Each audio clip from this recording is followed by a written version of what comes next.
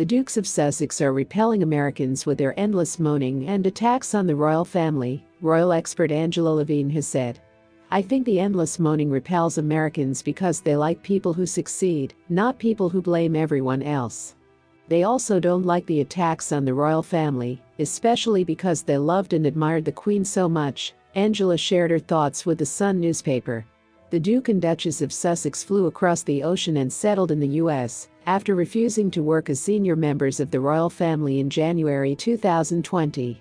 In an attempt to start a new life in the States, the couple filmed a documentary series on royal life for Netflix, released a book called The Spare with Prince Harry's Revelations, launched a new scandalous website using their title, Sussex.com, and gave sensational interviews about the royal family. One of the most scandalous interviews was the Sussexes' appearance on the Oprah Winfrey Show in March 21 years ago. Pregnant Meghan told Oprah that she and Kate Middleton had a disagreement before the wedding and claimed it was the future queen who brought her to tears, not the other way around. Harry told the dark-skinned presenter that the couple had left the firm, the unofficial nickname for the royal family, due to lack of support and misunderstanding, and claimed that his father, then Prince Charles, had stopped taking his calls. The Sussexes went over the current social agenda as well, hinting that some members of the royal family questioned how dark Archie's skin might be when he was born. Despite their requests for privacy, in December 2022, the Dukes of Sussex launched a documentary show about their lives on one of the most popular platforms. The Sussex documentary series Harry and Meghan was a 6-part series and again included a series of attacks on the royal family. Although according to the Dukes of Sussex themselves, they decided to make documentaries about themselves to combat so-called misinformation about them. In the first installment, Harry said he had to leave royal duties to protect his wife and compared her to Princess Diana. He claimed there was a huge level of unconscious bias in the royal family.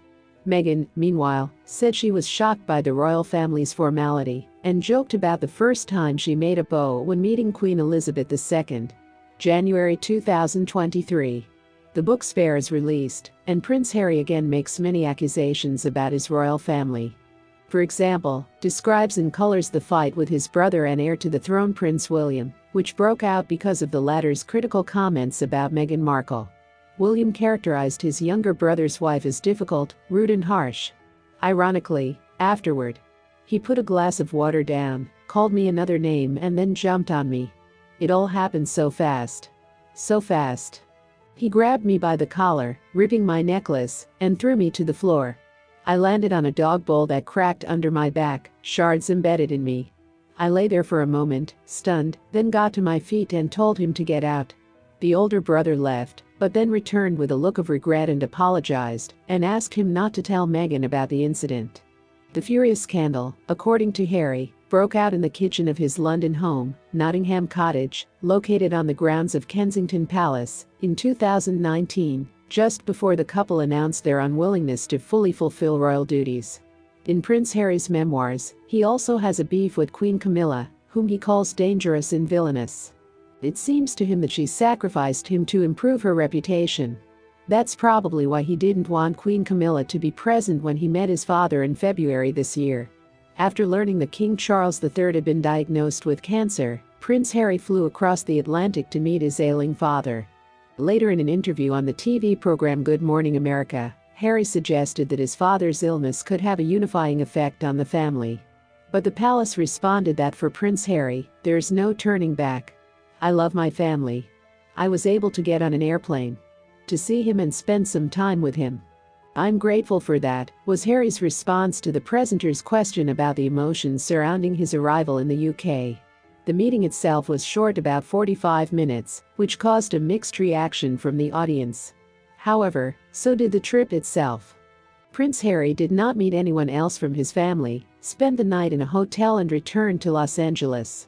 In an effort to join the world of celebrity, the Sussexes often appear at glitzy events, including the premiere of Bob Marley, One Love in Jamaica this past January.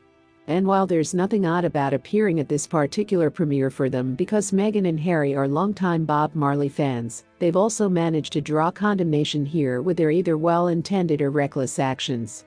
They were called insensitive for posing on the red carpet with Jamaican Prime Minister Andrew Holness, Who wants to overthrow the monarchy?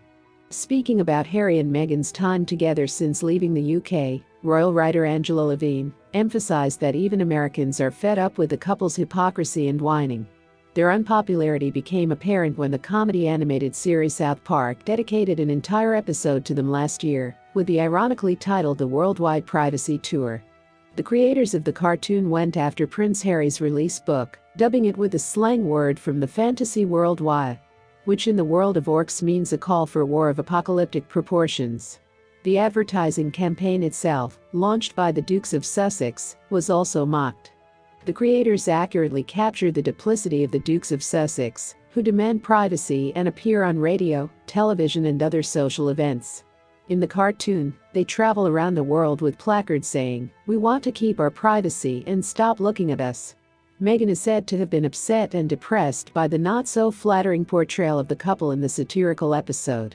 As Angela Levine noted, also, Americans don't like their hypocrisy shown in South Park. They say they want privacy, but keep showing up at prestigious ceremonies just to get their picture taken.